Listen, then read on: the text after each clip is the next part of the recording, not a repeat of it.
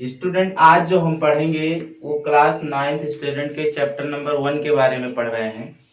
Means ये जो lesson है इस लेसन का कुछ वीडियो भी आपको प्रोवाइड कर दिया गया है और कुछ नोट्स भी प्रोवाइड कर दिया गया है। आज जो हम इसमें पढ़ रहे हैं लेसन नंबर 1 में the fundamental unit of life, जिसकी हिंदी होती है जीवन की मौलिक इकाई का नेक्स्ट जो टॉपिक होगा दैट इज न्यूक्लियस।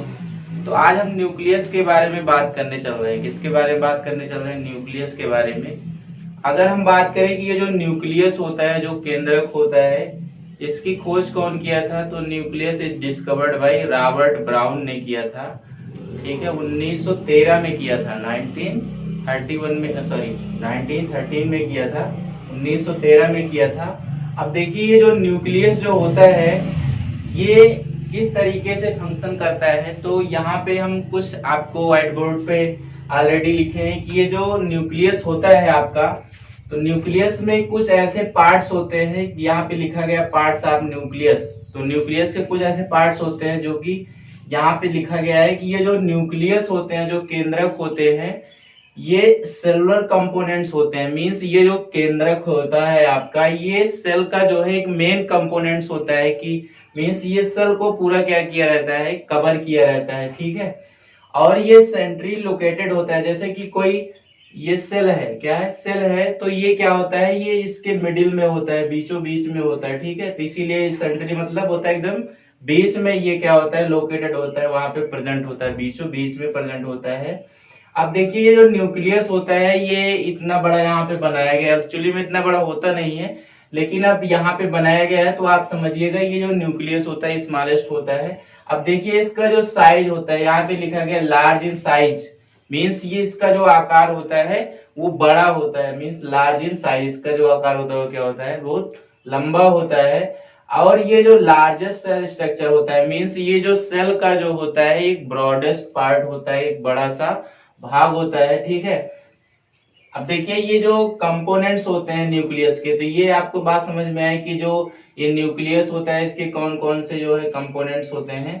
तो यहाँ पे सेल का ये क्या होता है, सेलुलर कंपोनेंट्स होता है। मीन्स ये सेल का एक मेन कंपोनेंट्स होता है जिसके द्वारा वहां पे ये प्रेजेंट होता है। सेंट्री लोकेटेड होता है, मीन्स ये बीचों बीच में प्रेजेंट होता है। ठीक है, ये लार्ज इन साइज, इसका जो आकार होता है सेल की अपेक्षा वो बड़ा होता है, इसीलिए इसका जो स्ट्रक्चर होता है लार्जेस्ट सेल, मीन्स ये सेल के अकॉर्डिंग क्या होता है, ये थोड़ा बड़ा होता है। तो स्टूडेंट ये पूरा आपका एक न्यूक्लियस था। अगर हम बात करें ये जो न्यूक्लियस होता है ये किस तरीके से, देखिए यहाँ पे आपको दिख रहा है कि एक लेयर यहाँ दिखाई दे रही है और एक लेयर यहाँ पे, मीन्स ये फर्स्ट लेयर है और सेकेंड लेयर।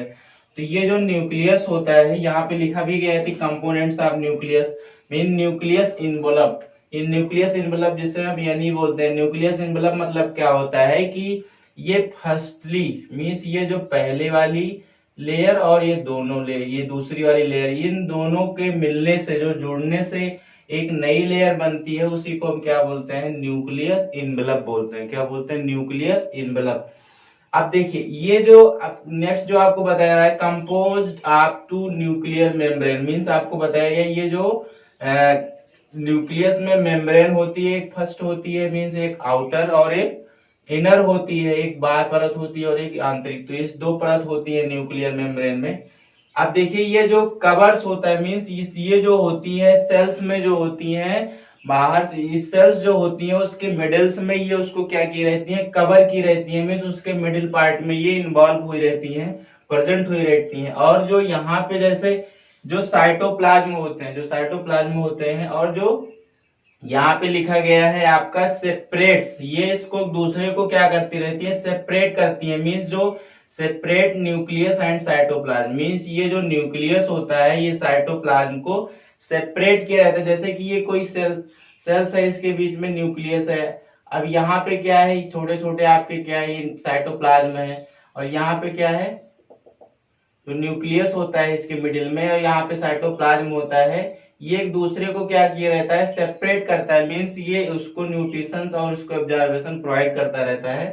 ठीक है, और यहाँ पे देखिए थोड़ी थोड़ी दूर पर क्या है, यहाँ पे और यहाँ पे आपको दिखाई दे रहा है पोर्स दिखाई दे रहा है। क्या दिखाई दे रहा है? पोर्स दिखाई दे रहा है। यहाँ पे लिखा है कि pores are present card nucleus, means इसके जो न्यूक्लियस होते हैं इसके बाहर कुछ छेद है कि आप दिखाई दे रहा है, यहाँ पे है, यहाँ पे है, यहाँ पे। तो ये पोर्स होते हैं जो कि प्रेजेंट होते हैं न्यूक्लियस में। इनका काम क्या होता है कि ट्रांसफर ऑफ मटेरियल्स, मीन्स जो भी साइटोप्लाज्म होते हैं और न्यूक्लियोप्लाज्म, जैसे आपको बताया गया साइटोप्लाज्म इसके इनर में ऐसे है और इसके आउटर में क्या होते हैं, ये आपको न्यूक्लियोप्लाज्म होते हैं। ये एक दूसरे को ट्रांसफर मटेरियल्स, उसको ट्रांसफर मटेरियल जो होते हैं उसको प्रोवाइड करते रहते हैं। तो स्टूडेंट एक बार हम फिर इसको समझ लेते हैं। ये आपका स्ट्रक्चर ऑफ न्यूक्लियस होता है। ये जो न्यूक्लियस होता है ये दो कवर में होता है, एक फर्स्टली होता है जिसे मैसेंजर आरएनए यहाँ भी होता है, ये फर्स्टली होता है, सेकेंडली होता है, ठीक है। ये क्रोमेटिन धागे की ये संरचनाएं होती है यहाँ पे। तो न्यूक्लियर कोर आपको बताया गया क्या होता है, न्यूक्लियोप्लाज्म क्या होता है, न्यूक्लियस क्या होता है, न्यूक्लियर मेम्ब्रेन क्या होती है, आपको यहाँ पे बताया गया। तो स्टूडेंट एक बार फिर इसको हम समझ लेते हैं। स्टूडेंट ये जो न्यूक्लियस होता है, यहाँ पे न्यूक्लियस बताया गया है कि इसके न्यूक्लियस के कुछ पार्ट ऑफ न्यूक्लियस होते हैं, जैसे कि ये पहला होता है सेलुलर कंपोनेंट्स, मींस ये सेल का एक मेन कंपोनेंट्स होता है। और ये क्या होता है, सेंट्री लोकेटेड होता है, उसके बीचों बीच में ये क्या होता है, प्रेजेंट होता है। और इसका जो लार्ज इन साइज, इसका जो आकार होता है वो क्या होता है, बड़ा होता है। And larger cell structure, means अगर सेल की अपेक्षा इसको देखें तो इसका आकार सेल्स में क्या होता है, थोड़ा बड़ा होता है। अब देखिए न्यूक्लियस के कुछ ऐसे कंपोनेंट्स होते हैं, क्या होते हैं, कंपोनेंट्स होते हैं, जैसे कि आपको बताया गया कि न्यूक्लियर इन्वेलप। न्यूक्लियर इन्वेलप क्या होता है, मींस ये जो बाहर वाली लेयर है और अंदर वाली लेयर, इन दोनों के लेयर से मिलने से जो नई लेयर बनती है उसी को हम बोलते हैं न्यूक्लियर इन्वेलप, ठीक है। दूसरा क्या होता है, composed of two new membrane, आपको बताया भी गया फर्स्टली और सेकेंडली। तीसरा जो होता है, ये जो होता है सेल्स जो होती है उसके मिडिल में प्रेजेंट हो करके उसको कवर की हुई रहती है, क्या की रही होती है, कवर की रहती है। अब दूसरा जो होता है, ये जो न्यूक्लियस होता है और जो साइटोप्लाज्म होता है वो एक दूसरे को सेपरेट किया रहता है, जैसे कि आपने बताया मिडिल में क्या है आपका, ये न्यूक्लियस है, इसके बाद जो है आपके साइटोप्लाज्म है, ठीक है। और यहाँ पे क्या है, न्यूक्लियोप्लाज्म, एक दूसरे को ये सेपरेट किए रहते हैं, मीन जो भी फूडिंग मटेरियल्स होते हैं, जो भी यहाँ पे क्या बोलते हैं ट्रांसफर होता है, उस दूसरे को ट्रांसफर करते रहते हैं।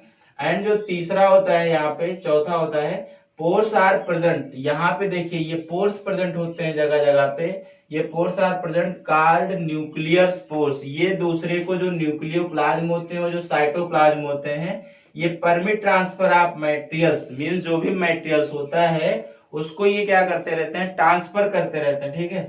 तो स्टूडेंट ये पूरा आपका न्यूक्लियस था। अभी आपको इसका नोट्स प्रोवाइड कर दिया जाएगा। तो स्टूडेंट अगर आपको इसमें कोई प्रॉब्लम है, कोई क्यूरी है तो आप पूछ सकते हैं। तो स्टूडेंट अगर आप नए हैं और चाहते हैं कि आपको इसी तरीके से वीडियो मिले तो आप हमारे चैनल को लाइक शेयर एंड सब्सक्राइब करें। तो स्टूडेंट आज के लिए इतना ही। Thank you class.